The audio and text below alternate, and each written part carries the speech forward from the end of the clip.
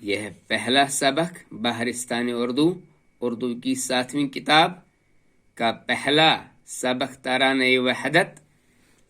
ہر ذرے میں ہے ظہور تیرا، ہے برق و شرر میں نور تیرا، افسانہ تیرا جہاں تہاں ہے، چرچا ہے قریب و دور تیرا، گاتے ہیں شجر ہوا میں کیا کیا، دم برتے ہیں سب طیور تیرا۔ تو یہ تھا صفحہ نمبر 7، تو یہ ہے اس کا صفحہ نمبر 8۔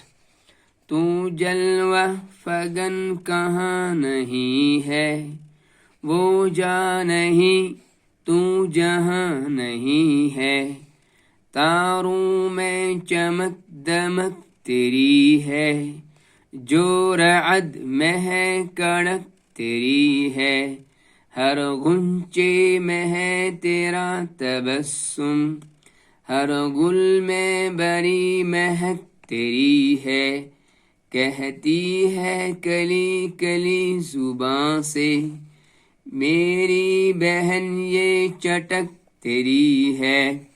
تو یہ سبق نظم کی صورت میں تعلق چند محروم کا ہے، اور یہ ہے فرہنگ، لفظ اور معنی یعنی ڈکشنری، ترانہ گیت، وحدت یگانگت یکتائی اتفاق۔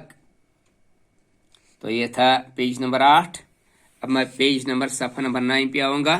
ظہور ظاہر ہونا، برق بجلی، شرر چنگاری، جہاں تہاں ہر جگہ، افسانہ قصہ ذکر، شجر درخت، طیور طائر کی جمع پرندے، گل پھول، گنچا کلی، چٹک ٹوٹنے کی آواز، کھلنا، چمن باغ، جلوہ فگن جلوہ دکھانے والا، رعد گرج بجلی کی کڑک، تبسم مسکراہٹ۔ تو یہ ہے سوالات۔ تو پہلا جو تھا ادھر وہ تھا فرہنگ، تو یہ ہے سوالات۔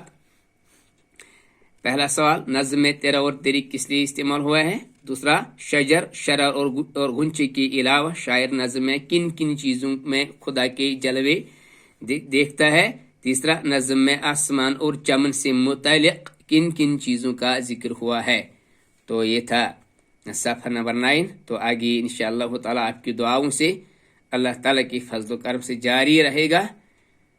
تو let me have an and. السلام علیکم ورحمۃ اللہ وبرکاتہ۔